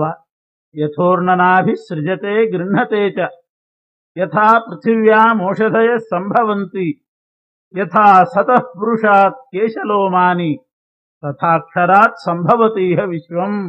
ಉಪನಿಷತ್ನಲ್ಲಿ ಪರಮಾತ್ಮನ ಸೃಷ್ಟಿಯಾದಿ ವ್ಯಾಪಾರವನ್ನ 3 ದೃಷ್ಟಾಂತ ಕೊಟ್ಟು ಹೇಳ್ತಾರೆ. ಸೃಷ್ಟಿನೂ ಮಾಡ್ತಾನೆ, ಸಂಹಾರನೂ ಮಾಡ್ತಾನೆ. ಹೇಗೆ ಅಂದ್ರೆ ಜೇಡ್ರ ಹುಳ ಅಂತ ಒಂದಿದೆ. ಈ ಜೇಡ್ರ ಹುಳ ಮೂಲೆಯಲ್ಲಿ ಬಲೆ ಕಟ್ತದೆ. ನೂಲುಗಳನ್ನು ತಯಾರು ಮಾಡಿ ಇಲ್ಲಿಂದಲ್ಲಿಗೆ ಅದನ್ನ ಚಕ್ರಾಕಾರದಲ್ಲಿ ಒಳ್ಳೆ ಬಲೆ ಕಟ್ತದೆ. ಅದೇನದು, ತನ್ನ ಹೊಟ್ಟೆ ಒಳಗಿದ್ದಂಥ ಆಹಾರವನ್ನೇ, ಆ ಉಗುಳನ್ನೇ ಅದು ಹೊರಗಡೆ ಹಾಕಿ ನೂಲಿನ ರೂಪದಲ್ಲಿ ತಂದು ಬಲೆ ಕಟ್ತದೆ. ಕೊನೆಗೆ ಅದೇ ಹುಳ ಆ ತಾನು ಕಟ್ಟಿದ ಬಲೆಯನ್ನು ಬೇರೆ ಯಾರು ಕೆಡಿಸದೇ ಇದ್ರೆ ತಾನೇ ನುಂಗುತ್ತದಂಥದ್ದು. ಊರ್ಣನಾಭಿ ಸೃಜತೆ ಗೃಹತೆ ಚ, ತಾನೇ ಒಂದು ಬಲೆ ನಿರ್ಮಾಣ ಮಾಡ್ತದೆ, ಅದನ್ನು ಪುನಃ ತಾನೇ ಹೊಟ್ಟೆ ಒಳಗೆ ಸ್ವೀಕಾರ ಮಾಡ್ತದಂತೆ. ಪರಮಾತ್ಮ ತನ್ನ ಹೊಟ್ಟೆ ಒಳಗಿದ್ದಂಥ ಜೀವರಾಶಿಗಳನ್ನು ಹೊರಗೆ ಹಾಕ್ತಾನೆ, ಪುನಃ ತನ್ನ ಹೊಟ್ಟೆ ಒಳಗೆ ಇಟ್ಟುಕೊಳ್ತಾನೆ. ಹೊರಗೆ ಬರುವಾಗಲೂ ಅವರಿಗೆ ಸ್ಥೂಲ ದೇಹ ಇರೋದಿಲ್ಲ, ಒಳಗಿಟ್ಟುಕೊಳ್ಳುವಾಗಲೂ ಸ್ಥೂಲ ದೇಹ ಇರೋದಿಲ್ಲ. ಸ್ಥೂಲ ದೇಹ ಕೊಟ್ಟು ಹೊರಗೆ ಹಾಕ್ತಾನೆ, ಆ ಸ್ಥೂಲ ದೇಹ ಬಿಡಿಸಿ ಮತ್ತೆ ಒಳಗೆ ಹಾಕೊಳ್ತಾನೆ ಪರಮಾತ್ಮ. ಯಥಾ ಊರ್ಣನಾಭಿ ಸೃಜತೆ ಗೃಹತೆ ಚ, ಊರ್ಣನಾಭಿ ಎನ್ನುವ ಹುಳ ಸೃಷ್ಟಿನೂ ಮಾಡ್ತದೆ, ಸಂಹಾರನೂ ಮಾಡ್ತದೆ. ಅದು ಅದರ ಸ್ವಭಾವ. ಪರಮಾತ್ಮ ಸೃಷ್ಟಿ ಮಾಡುವಾಗ ಅವನಿಗೆ ಎಷ್ಟು ಶ್ರಮ ಆಗ್ತದೋ ಏನೋ ಅಂತಂದ್ರೆ, ಶ್ರಮದ ಸೃಷ್ಟಿ ಅಲ್ಲ. ಯಥಾ ಸತಃ ಪುರುಷಾತ್ ಕೇಶ ಲೋಮಾನಿ, ಜೀವಂತವಾಗಿರತಕ್ಕಂಥ ದೇಹದಿಂದ ತಲೆ ಕೂದಲು ಬೆಳೀತದೆ, ಉಗುರು ಬೆಳೀತದೆ. ಉಗುರು ಬೆಳಿಲಿಕ್ಕೆ ನಾವೇನು ಶ್ರಮ ಪಡಬೇಕಾಗಿಲ್ಲ, ತಲೆ ಕೂದಲು ಬೆಳಿಲಿಕ್ಕೆ ಏನೂ ಶ್ರಮ ಪಡಬೇಕಾಗಿಲ್ಲ, ತೆಗಿಲಿಕ್ಕೆ ಶ್ರಮ ಪಡಬೇಕಷ್ಟೆ. ಬೆಳಿಲಿಕ್ಕೆ ಏನೂ ಶ್ರಮ ಇಲ್ಲ, ತಾನಾಗೆ ಉಗುರು ತಲೆ ಕೂದಲುಗಳು ಅನಾಯಾಸವಾಗಿ ನಮಗರಿವಿಲ್ಲದಂತೆ ಬೆಳೆಯುವ ಹಾಗೆ ಪರಮಾತ್ಮ ಜಗತ್ ಸೃಷ್ಟಿ ಮಾಡುವಾಗ ಇಷ್ಟು ಅನಾಯಾಸವಾಗಿ ಸೃಷ್ಟಿ ಮಾಡ್ತಾನೆ. ಅದರಿಂದಲೂ ಅವನಿಗೆ ದೋಷ ಇಲ್ಲ ಅಂತಿಲ್ಲ. ಪಕ್ಷಪಾತ ಉಂಟು ಅಂತ ಕೇಳಿದ್ರೆ ಅದಕ್ಕೆ ದಾಸರು ಉತ್ತರ ಕೊಟ್ಟಿದ್ದಾರೆ, ಪಕ್ಷಪಾತನೂ ಇಲ್ಲ. ಯಥಾ ಊರ್ಣನಾಭಿ ಸೃಜತೆ ಗೃಹತೆ ಚ, ಯಥಾ ಪೃಥಿವ್ಯಾಂ ಓಷಧಯ ಸಂಭವಂತಿ, ಭೂಮಿಯಿಂದ ಸಸ್ಯಗಳು ಬೆಳೀತದೆ. ಯಾವ್ಯಾವ ಬೀಜ ಹೇಗಿರ್ತದೋ ಆ ಬೀಜಕ್ಕೆ ಅನುಗುಣವಾಗಿ ಆ ಸಸ್ಯಗಳು ಸಮೃದ್ಧಿ ಆಗ್ತದೆ. ಅದರಂತೆ ಬೀಜದಂತಿರುವ ಜೀವರ ಯೋಗ್ಯತೆ ಹೇಗಿದೆಯೋ ಅದರಂತೆ ಜೀವರು ದೇಹ ಪಡಿತಾರೆ ಹೊರತು ಅದರಲ್ಲಿ ಪರಮಾತ್ಮ ತಾನಾಗಿ ರಾಗದ್ವೇಷಗಳನ್ನು ತೋರಿಸಿ ದೇಹ ಕೊಡೋದಲ್ಲ. ಈ ರೀತಿ ಭೂಮಿಯಿಂದ ಸಸ್ಯ ಬೆಳೆಯುವ ಹಾಗೆ ನಮ್ಮ ಜೀವಂತವಾದ ದೇಹದಿಂದ ಉಗುರು ಕೇಶಗಳು ಬೆಳೆಯುವ ಹಾಗೆ ಪರಮಾತ್ಮನಿಂದ ಜಗತ್ ಸೃಷ್ಟಿ ಆಗ್ತದೆ. ಪೂರ್ಣನಾಭಿ ಹುಳ ತಾನೇ ಸೃಷ್ಟಿ ಮಾಡಿ ತಾನೇ ಆ ನೂಲನ್ನು ನುಂಗುವಂತೆ ಪರಮಾತ್ಮ ತಾನೇ ಸೃಷ್ಟಿ ಮಾಡಿ ಜಗತ್ತನ್ನು ತಾನೇ ನುಂಗುತ್ತಾನೆ. ಇದು ಅವನ ಸ್ವಭಾವ, ಇದು ಕ್ರೀಡಾ ಮಾತ್ರ ಅಂತ ಹೇಳಿ ಆ ದೋಷಶಂಕ ಪರಿಹಾರ ಮಾಡಿದ್ದಾರೆ. ಅದನ್ನೇ ದಾಸರು ಎಲರುಣಿಯವೋಲ್ ನುಂಗುವಗೆ ಎಲ್ಲಿ ಹದು ಸುಖ ದುಃಖ ಅಂತ ದೃಷ್ಟಾಂತ ಕೊಟ್ಟು ತಿಳಿಸ್ತಾರೆ. ವೇಷ ಭಾಷೆಗಳಿಂದ ಜನರ ಪ್ರಮೋಷಗೈಸುವ ನಟಪುರುಷನೋಲ್, ದೋಷದೂರನು ಲೋಕದೊಳು ಬಹುರೂಪ ಮಾತಿನಲ್ಲಿ ತೋಷಿಸುವನು, ಅವರವರ ಮನದಭಿಲಾಷೆಗಳ ಪೂರೈಸುತ್ತ ಅನುದಿನ ಪೋಷಿಸುವ ಪೂತಾತ್ಮ ಪೂರ್ಣಾನಂದ ಜ್ಞಾನಮಯ. ಇನ್ನೊಂದು ದೃಷ್ಟಾಂತ, ಕೆಲವು ವ್ಯಕ್ತಿಗಳು ನಾನಾ ವಿಧವಾದ ವೇಷ ಹಾಕ್ಕೊಳ್ತಾರೆ. ನಾಟಕದಲ್ಲಿ ಪಾತ್ರಧಾರಣೆ ಮಾಡುವಾಗ ಪಾತ್ರಧಾರಿಗಳಾಗುವಾಗ ಬೇರೆ ಬೇರೆಯವರ ಪಾತ್ರ ಹಾಕ್ತಾರೆ. ರಾವಣನ ಪಾತ್ರ ಯಾರಾದರೂ ಹಾಕಬಹುದು. ಅವನು ರಾವಣನ ಪಾತ್ರ ಮಾಡಿದ ಅಂತಂದು ಕೂಡಲೇ ರಾವಣನ ಸ್ವಭಾವ ಗುಣಧರ್ಮಗಳೆಲ್ಲ ಆ ಜೀವನಿಗಿದೆ ಅಂತ ಅರ್ಥ ಅಲ್ಲ. ರಾವಣನ ಪಾತ್ರ ಮಾಡಿದಾನಷ್ಟೇ, ಅವನು ಯೋಗ್ಯನೇ, ರಾವಣನ ಪಾತ್ರ ಮಾಡಿದ. ಆದರೆ ಆ ವೇಷ ಆಗಲಿ, ರಾವಣನ ವೇಷ, ರಾವಣನಂತೆ ಮಾತಾಡ್ತಾನೆ, ರಾವಣನಂತೆ ಕಾರ್ಯ ದುಷ್ಕೃತ್ಯಗಳನ್ನು ಮಾಡಿ ತೋರಿಸ್ತಾನೆ. ಆದರೆ ಆ ವೇಷದ ಒಳಗಿದ್ದಂಥ ದೇಹಕ್ಕೆ ಅದು ಯಾವ ದೋಷವೂ ಕೂಡ ಅಂಟೋದು. ಅದರಂತೆ ಈ ಜೀವರು ತಮ್ಮ ದೇಹದಿಂದ ಏನೇ ಕಾರ್ಯ ಮಾಡಲಿ, ಒಳಗಿದ್ದಂಥ ಪರಮಾತ್ಮ ಆ ನಟ ಇದ್ದ ಹಾಗೆ, ನಟನಿಗೆ ಯಾವ ದೋಷವೂ ಕೂಡ ಇಲ್ಲ. ರಾವಣನ ಪಾತ್ರ ಮಾಡಿದ್ದು ಇನ್ನು ಚೆನ್ನಾಗಿ ಮಾಡಿದ ಅಂದ್ರೆ ಬಹುಮಾನನೇ ಕೊಡ್ತಾರೆ. ಸೀತಾಪಹರಣ ಮಾಡಿದ್ದಕ್ಕೆ ಚೆನ್ನಾಗಿ ಸೀತಾಪಹರಣ ಮಾಡಿದ ನಾಟಕ ಮಾಡಿದವನಿಗೆ ಬಹಳ ಚೆನ್ನಾಗಿ ಅಭಿನಯ ಮಾಡಿದ ಬಹುಮಾನ ಸಿಕ್ಕಿತಷ್ಟೇ ಹೊರತು ಆ ದೋಷ ಅವನಿಗೆ ಅಂಟೋದಿಲ್ಲ. ಹಾಗೆ ಪರಮಾತ್ಮ ನಟಪುರುಷನಂತೆ ಹೊರಗಡೆ ಜೀವರು ಏನೇನು ಮಾಡ್ತಾರೆ ಅದೆಲ್ಲ ಜೀವರಿಗೆ ಅನ್ವಯಿಸ್ತದೆ ಹೊರತು ಒಳಗಿರ್ತಕ್ಕಂಥ ನಟನಿಗೆ ಅನ್ವಯಿಸದೇ ಇರೋ ಹಾಗೆ ಪರಮಾತ್ಮನಿಗೆ ಯಾವುದು ಅನ್ವಯಿಸುವುದಿಲ್ಲ. ಅವರವರ ಯೋಗ್ಯತಾನುಗುಣವಾಗಿ ಆ ಜೀವನ ಯೋಗ್ಯತೆ ಏನಿದೆ ಅದರಂತೆ ಕರ್ಮ ಮಾಡಿಸ್ತಾನೆ, ಅದರಂತೆ ಮಾತು ಎಲ್ಲ ಇರ್ತದೆ. ಆದರೆ ಭೂತಾತ್ಮನಾಗಿರ್ತಾನೆ ತಾನು ಅಂತ ಹೇಳ್ತಾನೆ. ಅಧಮ ಮಾನವನೋರ್ವ ಮಂತ್ರೌಷಧಗಳ ಅರಿತು ತಾನರಿತು ಪಾವಕ ಉದಕಗಳ ಸಂಬಂಧವಿಲ್ಲದ ಇಪ್ಪನ ಅದರೊಳಗೆ ವಧುಮಜಾಂಡೂದರನು ಸರ್ವರ ಹೃದಯದೊಳಗಿರೆ ಕಾಲ ಗುಣ ಕರ್ಮದ ಕಲುಷ ಸಂಬಂಧವಾಗುವುದೇ ನಿರಂಜನಗೆ. ಪರಮಾತ್ಮ ನಿರಂಜನ, ದೋಷ ಸಂಪರ್ಕ ಇಲ್ಲ. ಸಾಧಾರಣ ಒಬ್ಬ ಪ್ರಾಕೃತ ಮನುಷ್ಯ ಏನೋ ಒಂದು ಔಷಧಿ ಹಚ್ಚಿಕೊಂಡು, ಕಾಲಿಗೆ ಔಷಧಿ ಹಚ್ಚಿಕೊಂಡು ಬೆಂಕಿ ಮೇಲೆ ನಡಿತಾನೆ. ಬೆಂಕಿ ಮೇಲೆ ನಡೆದ, ಕೆಂಡದ ಮೇಲೆ ನಡೆದ ಅಂತಂದ್ರೆ ಅವನ ಕಾಲ ಸುಡ್ಲಿಲ್ಲ, ಯಾವುದೋ ಔಷಧ ಹಚ್ಚಿಕೊಂಡಿರ್ತಾನೆ ಕಾಲು ಸುಡೋದನ್ನು. ಅಥವಾ ಇನ್ನೇನೋ ಮಂತ್ರ ಜಪ ಇರ್ತದೆ, ಆ ಮಂತ್ರ ಜಪ ಮಾಡಿ ಉದಕ ಸ್ತಂಭ ಮಾಡ್ತಾನೆ, ಜಲಸ್ತಂಭ ಅಂತ ಮಾಡ್ತಾರೆ. ಎಷ್ಟು ದಿವಸ ಆದರೂ ನೀರೊಳಗೆ ಇರ್ತಾರೆ. ದುರ್ಯೋಧನ ಇದ್ದ, ನೀರಿನೊಳಗೆ ಜಲಸ್ತಂಭ ಮಂತ್ರದಿಂದ ನೀರಿನೊಳಗೆ ಬಚ್ಚಿಟ್ಟುಕೊಂಡಿದ್ದ. ಭೀಮ, ಧರ್ಮರಾಜ ಇವರೆಲ್ಲ ಹುಡುಕೊಂಡು ಬಂದಾಗ ಇಂಥ ಅಧಮ ಮಾನವರೇ ಮಂತ್ರ ಜಪದಿಂದ ಅಥವಾ ಔಷಧದಿಂದ ನೀರಿನ ಮೇಲೆ ಇರ್ತಾರೆ, ಎಷ್ಟೋ ದಿವಸಗಟ್ಟಲೆ ಇರ್ತಾರೆ, ಬೆಂಕಿ ಮೇಲೆ ನಡೀತಾರೆ, ಅವರಿಗೆ ಸಂಬಂಧ ಆಗೋದಿಲ್ಲ. ಅಂದ ಮೇಲೆ ಸರ್ವೋತ್ತಮನಾದಂಥ ಪರಮಾತ್ಮ ಅವನು ಎಲ್ಲ ಜೀವರ ಒಳಗಿದ್ದಾಗ ಆ ಜೀವರಿಗೆ ಬಂದಂಥ ದೋಷಗಳ ಸಂಬಂಧ ಪರಮಾತ್ಮನಿಗೆ ಆಗೋದಿಲ್ಲ ಅಂತ ತಿಳ್ಕೊಳ್ಳಿ. ಅಧಮ ಮಾನವನಿಗೆ ಬೆಂಕಿ ಸಂಬಂಧ ಆಗಲಿಲ್ಲ, ಸರ್ವತ್ರ ವ್ಯಾಪ್ತನಾದ ಪರಮಾತ್ಮನಿಗೆ ಅದರ ಲೇಪ ಆಗ್ತದೇನು? ಯಾವ ಲೇಪವೂ ಇಲ್ಲ, ನಿರಂಜನನಾಗೇ ಇರ್ತಾನೆ ಅಂತ ಹೇಳಿ ಇನ್ನೊಂದು ಪ್ರಮೇಯ ಹೇಳ್ತಾರೆ. ಪರಮಾತ್ಮ ಅನಂತ ಗುಣಪೂರ್ಣನಾಗಿದ್ದಾನೆ. ಒಂದು ಗುಣದೊಳಗೆ ಅನಂತ ಗುಣಗಳು. ಪರಮಾತ್ಮನ ಒಂದು ಗುಣದಲ್ಲಿ ಅನಂತ ಗುಣ ಸೇರಿದೆ ಅಂತ. ಒಂದು ರೂಪದೊಳಿಹವು ಲೋಕಗಳು, ಎಲ್ಲ ಲೋಕಗಳು 14 ಲೋಕ ಒಂದು ರೂಪದಲ್ಲಿ ಧರಿಸಿದ್ದಾನೆ. ಅದರೊಳಗಿರುವ 14 ಲೋಕದೊಳಗಿರುವಂತಹ ಎಲ್ಲ ಪದಾರ್ಥದ ಒಳಗೆ ಮತ್ತು ತಾನು ಪ್ರವೇಶಿಸಿದ್ದಾನೆ. ಅನಂತ ರೂಪದಿಂದ ಪ್ರವೇಶಿಸ್ತಾನೆ. ಒಂದೇ ರೂಪದಿಂದ 14 ಲೋಕಗಳನ್ನು ಧರಿಸಿದ್ದಾನೆ. 10 ಜನ ಸೇರಿ ಧರಿಸಿದ್ದಲ್ಲ, 10 ರೂಪದಿಂದ ಧರಿಸಿದ್ದಲ್ಲ, ಒಂದೇ ರೂಪದಿಂದ 14 ಲೋಕ ಧರಿಸಿದ್ದ. ಅದರಲ್ಲಿ ಬಹಳ ಮುಖ್ಯವಾಗಿ ನಾವು ಗಮನಿಸಬೇಕಾದ್ದು ಒಂದು ಗುಣದೊಳಗೆ ಅನಂತ ಗುಣಗಳು ಅಂದ್ರೆ ಏನರ್ಥ? ಪರಮಾತ್ಮನ ಗುಣಗಳಿಗೆ ಅಭೇದ ಇದೆ. ರಾಮಕೃಷ್ಣಾದಿ ರೂಪಗಳಿಗೆ ಹೇಗೆ ಐಕ್ಯ ಇದೆಯೋ ಅದರಂತೆ ಪರಮಾತ್ಮನ ಗುಣಗಳಿಗೂ ಐಕ್ಯ ಇದೆ. ಪರಮಾತ್ಮನ ಅವಯವಗಳಿಗೆ ಐಕ್ಯ ಇದೆ, ಪರಮಾತ್ಮನ ರೂಪಗಳಿಗೆ ಐಕ್ಯ, ಭಗವಂತನ ಕ್ರಿಯೆಗಳಿಗೆ ಐಕ್ಯ. ನೇಹನಾ ನಾಸ್ತಿ ಕಿಂಚನ, ಯಾವುದೂ ಭೇದ ಇಲ್ಲ. ಪರಮಾತ್ಮನ ಅವಯವ ಅದನ್ನು ತಗೊಳ್ಳಿ, ಒಂದು ಉದಾಹರಣೆ ಕೊಡ್ತೇನೆ. ಕೈ, ಕಾಲು, ಕಣ್ಣು, ಕಿವಿ ಯಾವುದಕ್ಕೂ ಭೇದ ಇಲ್ಲ. ನೇಹನಾ ನಾಸ್ತಿ ಕಿಂಚನ, ನಮಗಾಗುವಾಗ ಕೈಯೇ ಬೇರೆ, ಕಾಲೇ ಬೇರೆ. ಕೆಲವು ಪದಾರ್ಥಗಳನ್ನು ಕಾಲಿನಿಂದ ಮುಟ್ಟಬಾರದು, ಕೈಯಿಂದ ಮುಟ್ಟಬೇಕು ಅಂತೀವಿ. ಬಲಗೈಯಿಂದ ಮುಟ್ಟಬೇಕು, ಎಡಗೈಯಿಂದ ಮುಟ್ಟಬಾರದು ಅಂತೀವಿ. ಪರಮಾತ್ಮನ ದೇಹದಲ್ಲಿ ಅವಯವಗಳಲ್ಲಿ ಈ ವ್ಯತ್ಯಾಸ ಇಲ್ಲ, ಎಲ್ಲದಕ್ಕೂ ಐಕ್ಯನೇ ಇದೆ. ಕಣ್ಣೂ ಒಂದೇ, ಕಿವಿನೂ ಒಂದೇ, ಕೈಯೂ ಒಂದೇ, ಕಾಲೂ ಒಂದೇ. ಎಷ್ಟು ಅದ್ಭುತ! ಸರ್ವೇಂದ್ರಿಯ ಶಕ್ತಿಮಾನ್, ಎಲ್ಲ ಇಂದ್ರಿಯಕ್ಕೆ ಎಲ್ಲ ಇಂದ್ರಿಯದ ಶಕ್ತಿ ಇದೆ. ಯಾಕೆಂದ್ರೆ ಐಕ್ಯ ಇರೋದ್ರಿಂದ. ನಮಗೆ ಕಣ್ಣಿಗೆ ನೋಡೋ ಶಕ್ತಿ ಮಾತ್ರ ಇರೋದು, ಕಿವಿ ಅನ್ನೋ ಒಂದು ಇಂದ್ರಿಯಕ್ಕೆ ಕೇಳಿಸ್ಕೊಳ್ಳೋ ಶಕ್ತಿ ಮಾತ್ರ ಇರೋದು. ಕಿವಿ ಹೋಯ್ತು ಅಂದ್ರೆ ಶಬ್ದ ಕೇಳೋದಿಲ್ಲ. ಪರಮಾತ್ಮನಿಗೆ ಕಿವಿ ಹೋಗೋದಿಲ್ಲ, ಅಕಸ್ಮಾತ್ ಹೋದ್ರೂ ಕೂಡ ಕಣ್ಣಿರ್ತದಲ್ಲ ಅದರಿಂದ ಕೇಳಿಸ್ಕೋತಾನಂತ. ಬೇಕಾಗಿಲ್ಲ, ಕಿವಿ ಇಲ್ದಿದ್ರೂ ಪರವಾಗಿಲ್ಲ, ಕಣ್ಣಿನಿಂದ ಕೇಳಿಸ್ಕೋತಾನ. ಕೃಷ್ಣ ಹಾಲು ಮೊಸರು ಕದಿಲಿಕ್ಕೆ ಹೋದಾಗ ಹಿಂದ್ಗಡೆ ನೋಡ್ಕೊಂಡು ಹೋಗ್ತಿದ್ದಂತೆ, ಬಾಗಿಲ ಕಡೆ ಯಾರು ಬರ್ತಾರೋ ಏನೋ ಅಂತ ಈ ಕಡೆ ನೋಡ್ಕೊಂಡು ಆ ಕಡೆ ಹೋಗೋದು. ಆದ್ರೆ ಯಾವುದನ್ನು ಎಡುತ್ತಿದ್ದಿಲ್ಲಂತೆ, ಯಾಕೆಂದ್ರೆ ಕಾಲಿನಿಂದ ನೋಡ್ತಿದ್ನಂತೆ. ಮುಖ ಎಲ್ಲ ಬಾಗಿಲ ಕಡೆ ಯಾರು ಬರ್ತಾರೆ ಅಂತ ಬಾಗಿಲ ಕಡೆ ಮುಖ, ಕಾಲಿನಿಂದ ಈ ಕಡೆ ನೋಡ್ಕೊಂಡು ಹೋಗ್ತಿದ್ದಂತೆ, ಎಲ್ಲಿ ಬೆಣ್ಣೆ ಇದೆ ಅಂತ. ಕ್ವಚಿಚ್ಚ ಪಾದೇನ ಸಮೀಕ್ಷತೆ ಸಖಿ. ಯಾಕೆ? ನಮಗೆ ಕಾಲಿನಿಂದ ನಡಿಲಿಕ್ಕೆ ಮಾತ್ರ ಬರೋದು, ಪರಮಾತ್ಮನಿಗೆ ಕಾಲಿನಿಂದ ನೋಡ್ಲಿಕ್ಕೂ ಬರ್ತದೆ. ಎಲ್ಲ ಇಂದ್ರಿಯಗಳಿಗೆ ಎಲ್ಲಾ ಇಂದ್ರಿಯದ ಕೆಲಸ ಮಾಡ್ಲಿಕ್ಕೆ ಬರ್ತದೆ. ಇಂಥ ಶಕ್ತಿ ಪರಮಾತ್ಮನಿಗಿದೆ. ಇದನ್ನ ನಂಬೋದಿಲ್ಲ ಜನರು ಅಂತ ಅವನೊಂದು ಉಪಾಯ ಮಾಡಿದಾನೆ.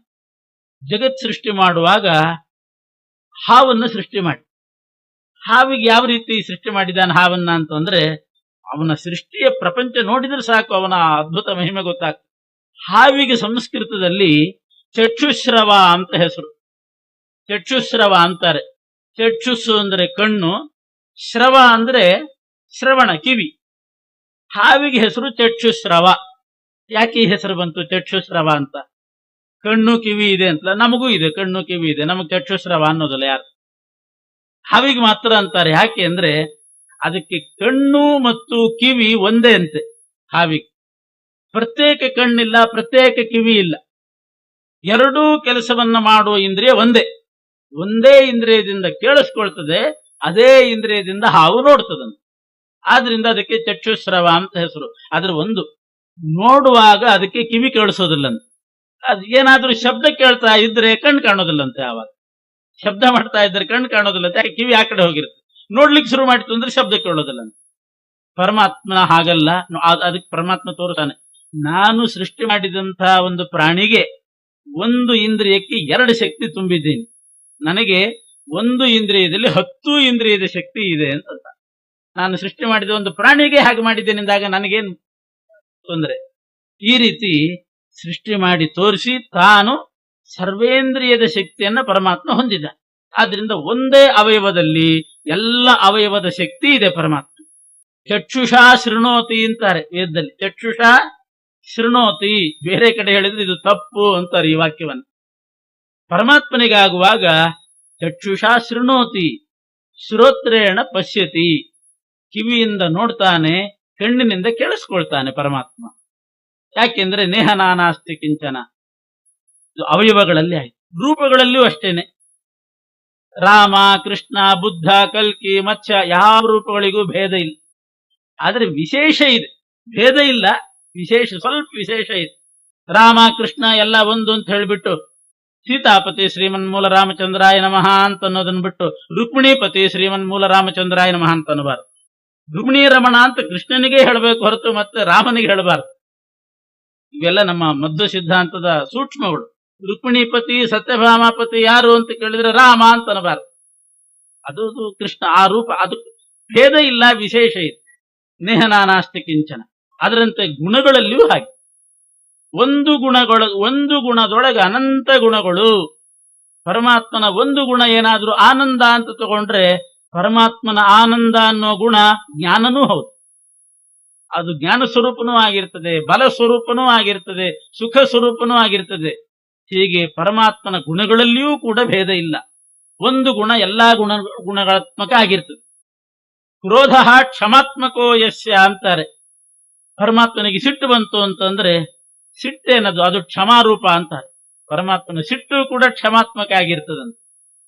ಜ್ಞಾನವು ಆನಂದಾತ್ಮಕ ಆಗಿರ್ತದೆ, ಆನಂದ ಜ್ಞಾನಾತ್ಮಕ ಆಗಿರ್ತದೆ. ಇಂಥ ಅದ್ಭುತ ಮಹಿಮೆ ಪರಮಾತ್ಮನಿಗಿದೆ. ಆದ್ರಿಂದ ಅವನನ್ನ ಅನಂತ ಮಹಿಮೋಪೇತ ಅಂತಾರೆ. ಒಂದು ಗುಣದೊಳಗೆ ಅನಂತ ಗುಣಗಳು ಸೇರ್ಕೊಂಡಿದೆ. ಒಂದು ರೂಪದಲ್ಲಿ 14 ಲೋಕಗಳನ್ನು ಧರಿಸಿದ್ದಾನೆ. ಧರಿಸಿ ತದ್ಗತ ಪದಾರ್ಥದ ಒಳಹೊರಗೆ, ಆ ಪದಾರ್ಥದ ಒಳಹೊರಗೆ ಪರಮಾತ್ಮ ಒಂದು ರೂಪದಿಂದಲೂ ವ್ಯಾಪಿಸಿದ್ದಾನೆ. ತತ್ತನ್ನಾಮಕವಾಗಿ ಅನಂತ ರೂಪದಿಂದಲೂ ವ್ಯಾಪಿಸಿದ್ದಾನೆ. ಬಾಂದಳದ ಓಲಿದ್ದು, ಬಾಂದಳದ ಆಕಾಶದಂತೆ ಇದ್ದು ಬಹು ಪೆಸರಿಂದ ಕರೆಸುತ್ತಾ, ರೂಪ ಒಂದು, ನಾಮ ಹಲವು. ಹಾಗೆ ಅನಂತ ರೂಪಗಳು ಇದೆ, ಅದಕ್ಕೆ ಐಕ್ಯನೂ ಇದೆ. ಈ ರೀತಿ ಪೂರ್ಣಾನಂದ ಜ್ಞಾನಮಯ ಪರಿಪರಿ ವಿಹಾರವ ಮಾಡಿಸುವ ಅವನ ವಿಹಾರ ನಮಗೆ ಗೋಚರ ಆಗುವುದಿಲ್ಲ. ಅನಂತ ರೀತಿಯಲ್ಲಿ ವಿಹಾರ ಮಾಡ್ತಾ ಇದ್ದಾನೆ ಪರಮಾತ್ಮ. ಎಲ್ಲರೊಳು ತಾನಿಪ್ಪ, ತನ್ನೊಳಗೆ ಎಲ್ಲರನ್ನು ಧರಿಸಿಹನು. ಎಲ್ಲರೊಳಗೆ ತಾನಿದ್ದು ಪುನಃ ತಾನೇ ಎಲ್ಲರನ್ನೂ ಧರಿಸಿದ್ದಾನೆ. ಅಪ್ರತಿಮಲ್ಲ ಮನ್ಮಥ ಜನಕ ಜಗದಾದ್ಯಂತ ಮಧ್ಯಗಳ ಬಲ್ಲ, ಬಹುಗುಣ ಭರಿತ ದಾನವದಲ್ಲಣ ಜಗನ್ನಾಥ ವಿಠಲ, ಸೊಲ್ಲಲಾಲಿಸಿ ಕಂಬದಿಂದಲೇ ಬಂದ ಭಕುತನಿಗೆ. ಈ ವ್ಯಾಪ್ತನಾಗಿದ್ದಾನೆ ಅನ್ನೋ ವ್ಯಾಪ್ತಿ ಸಂಧಿಗೆ ನಿದರ್ಶನವಾಗಿ ಕೊನೆಗೆ ವ್ಯಾಪ್ತಿಯನ್ನು ತೋರಿಸಲಿಕ್ಕೆ ನರಸಿಂಹಾವತಾರ ಆದದ್ದು. ನರಸಿಂಹಾವತಾರದ ಉದ್ದೇಶನೇ ಸರ್ವತ್ರ ನಾನು ವ್ಯಾಪ್ತನಾಗಿದ್ದೀನಿ ಅಂತ ಕಂಬದಿಂದ ಪ್ರಕಟ. ಸರ್ವಾಂತರ್ಯಾಮಿ ನಾನು ಅನ್ನೋದನ್ನು ತೋರಿಸುವ ಉದ್ದೇಶದಿಂದ ಆ ಪ್ರಹ್ಲಾದನ ಮಾತಿಗೆ ಬೆಲೆ ಕೊಟ್ಟು ಸರ್ವತ್ರ ಇದ್ದಾನೆ ಅಂತ ಪ್ರಹ್ಲಾದ ಏನು ಭಗವಂತನ ವ್ಯಾಪ್ತತ್ವ ಗುಣ ಹೇಳಿದ, ಅದಕ್ಕೆ ನಿದರ್ಶನವಾಗಿ ಕಂಬದಿಂದಲೇನೆ ಪರಮಾತ್ಮ ಬಂದಿದ್ದಾನೆ.